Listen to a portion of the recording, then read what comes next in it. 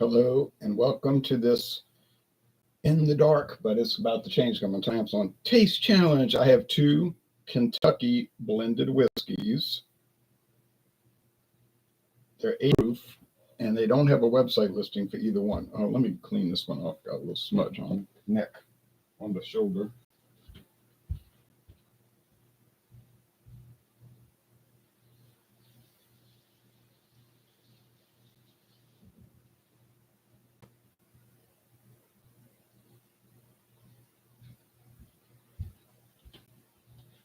Okay, this is Kentucky Gold.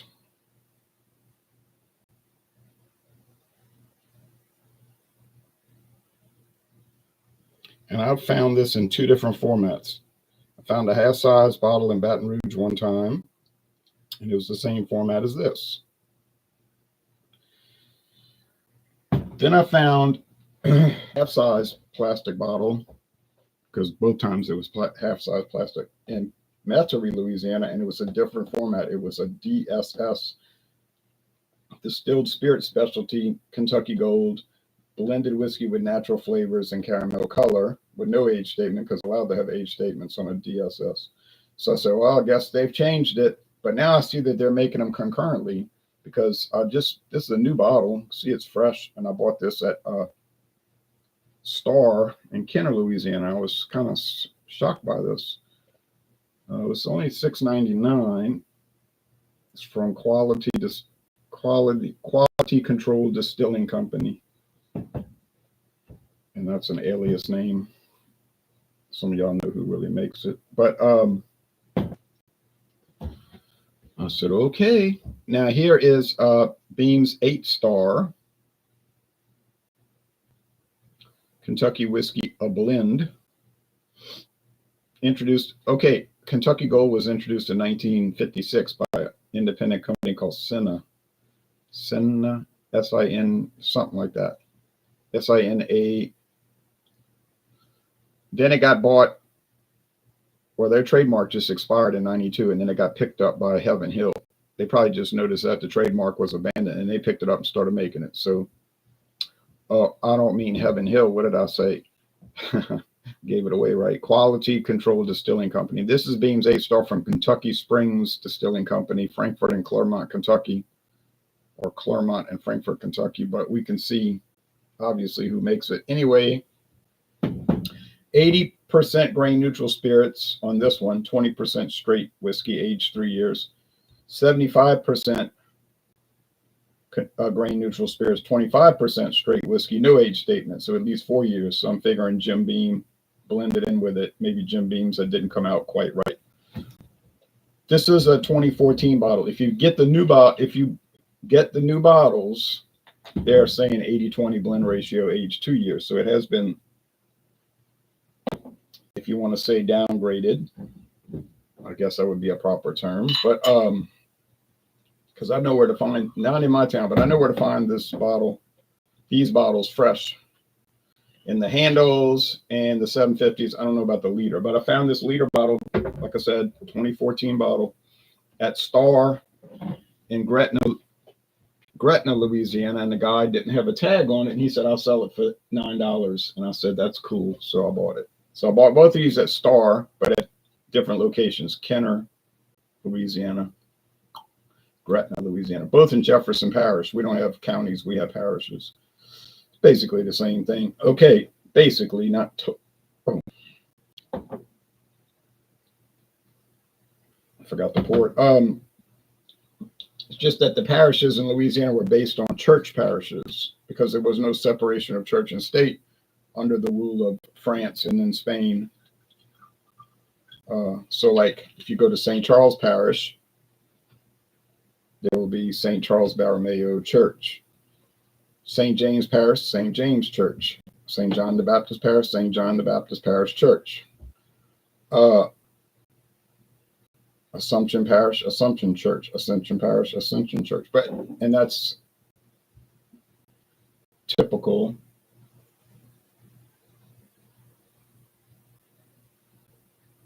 Hear sirens. Well, this one's lighter. So the Beam's 8-star is a little lighter, more amber. This one's a little bit more copper. Not a great difference, but some difference. They don't bother putting websites for these, so you're just not going to see it on those companies' pages. You're just not going to. A lot of companies put out products that they don't list. A few more things. They did add parishes that weren't named after Catholic churches as Louisiana expanded, like Union Parish, Jefferson Davis Parish, Jefferson Parish named after Thomas Jefferson, Washington Parish after George Washington, etc. But the original concept was based on the churches. Naturally, after the United States bought Louisiana, that practice ended, and it was just, that doesn't sound good. A lot of sirens. That they just kept the parish name, and a lot of the parishes in Louisiana still governed by the old French colonial system called a police jury. Not really associated with the police or with a jury, but that's what it's called, a police jury. We used to have a police jury in this parish, but they updated it in 1983 to what they call a council system modeled on other counties around the country. Malt Liquor Mike says, are you going to do reviews for the new AB brewed Pabst malt liquor? Yeah, if I find them. We don't really get too many in here anymore, so it's a question if it's even feasible. I mean, but I'll run across it one day, I guess. Like, we never got Colt 45 high gravity malt liquor in this parish or state. We haven't gotten Colt 45 in a while, so, but it could just pop up one day, you see. So let's say pending,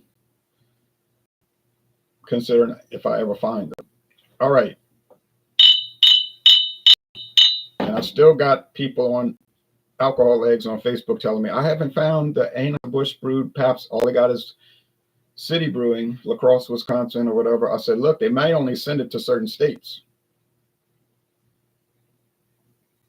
They might say, look, send it out to those 12 states and the rest we'll cover with the La Crosse.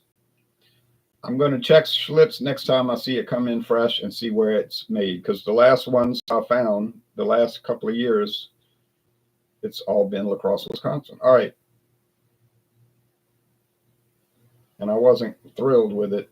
I didn't hate it, but I wasn't too thrilled with it.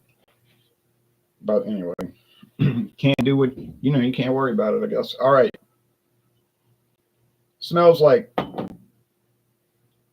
typical whiskey, meaning nothing remarkable, just basic. And these are basic products, we'll be honest. The price point is very low. You might find a regular bottle of either one of these under $10. I did, like I said, $6.99 for Kentucky Gold, $9 for the liter of beans. So these are, if you want to say cut rate products, whatever. Okay, from big companies, but they try to distance themselves from it. Same thing over here, generalized, standard aroma, nothing special. Now, I don't know why they concurrently put a DSS and a regular on the market. Like there's Taka vodka, 100% grain vodka, very well-known brand, low level, low price brand, but well-known. But you'll go to some stores and they'll have Taka 80. Looks similar, different label though, and it says vodka with natural flavors, a DSS. Can't explain why. Maybe some batches need some tweak with some flavoring because it might be nasty otherwise. But that's a theory. I'm not going to sit there and say I know something if I don't. I might say, well, perhaps, or could be.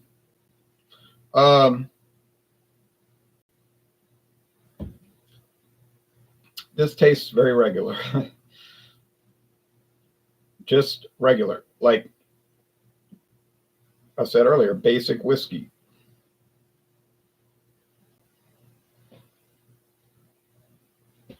Nobody's going to buy this and say, oh, yeah, you got to track it down. You can't believe it's so wonderful. They might buy it and say, yeah, it's not too bad. That would be the normal. Or, it's all right.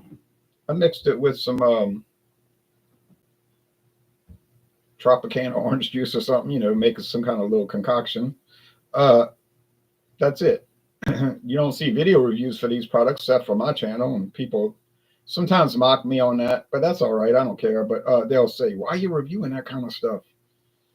Well, A, it's not hurting anything, and B, it's out there. It exists. I mean, yeah, if I only buy 90, $100 whiskeys and I review them, oh, this is great. Oh, wonderful. This is great. Well, yeah, I would imagine that's true. But these other things do exist. I mean, there is a place to talk about them. Um, and that's just something that's out there. All right.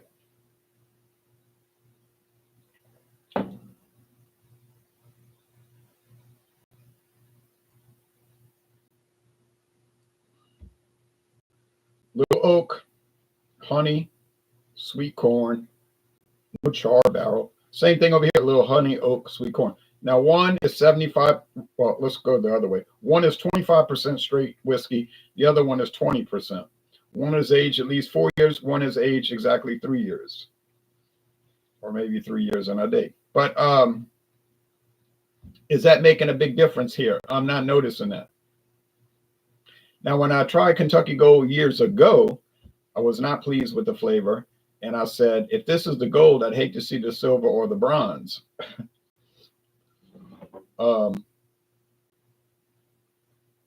they have a barrel on the label with whiskey pouring out the hole and gold. It's liquid gold. Yeah. I don't know about that. But they emphasize Kentucky on it. Kentucky, it's from Kentucky. They emphasize Kentucky on Beam's 8-star. It says it right. Well, they talk about it. It says Kentucky blended whiskey. So that means it has to come from Kentucky. The grain, well, the distillation, the aging, the blending, and the bottling. Well, maybe not the bottling, but since they're making it in Kentucky and they've got so many factory, distilleries out there, they just bottle it there because, Canadian whiskey can be bottled in the United States, but everything else has to happen there in Canada. But of course, American blended whiskey can be made in any state. No problem there. This is going to close us out for this series on American blended whiskey. I don't believe I overlooked anything. I kept checking this week. It's possible I have, but I'm happy to say we're going to bourbon starting tomorrow, God willing, if we get it going. I think I will. I've got Ezra Brooks bourbon, common bourbon. It's a common product. I can get it at Walmart easily, but and cheaply. But the Ezra Brooks I have is an unusual bottle for the American market. It's a 2015 bottle. You say, well, that's only 10 years ago. I know. But the bottle I bought is no longer distributed to the United States. It's made in Kentucky, but it's only exported to Australia. And they've updated the label. They've updated it to comply, to go along with the current Ezra Brooks labels. But it's an 80 proof Ezra Brooks, no age statement. So it's at least 4 years old. I looked at that bottle and I said, it looks kind of like an older type label. I don't know, it just looks older, and it is. And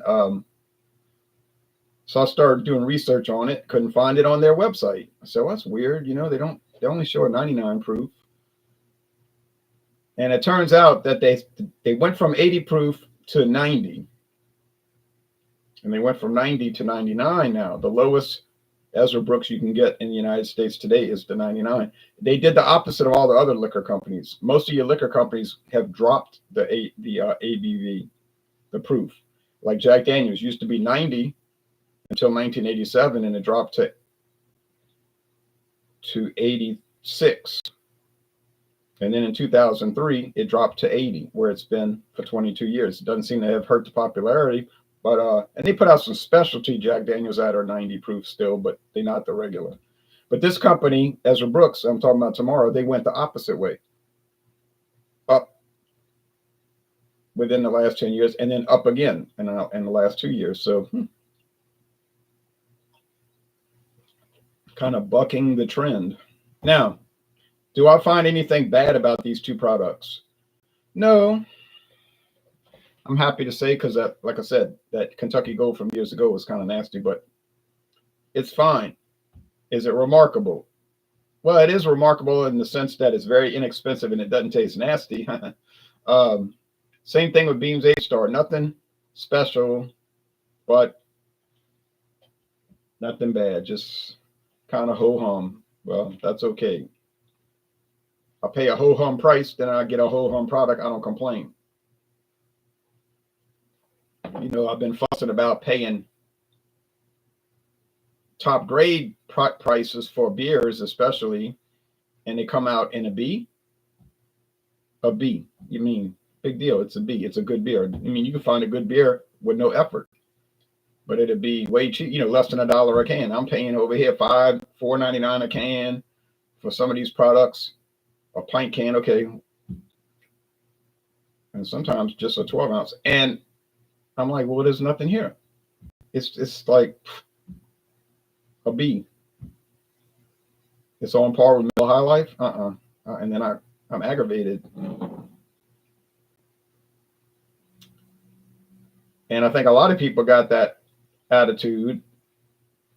A lot of people have that attitude, and that's why craft beer has started to take a nosedive over the last few years, because they're shelling out big money, and what they're getting is not that great. Now, some people will convince themselves, you know, oh, it's great, you know, but I'm not buying it, because I try the same product and I'm like, ain't nothing great about this, you know. But other times you'll buy one and it'll be an A+ price, and the beer will be an A+. But it seems to be a rarity these days. But enough of that. I think I got to take one more sip, because really this is tough.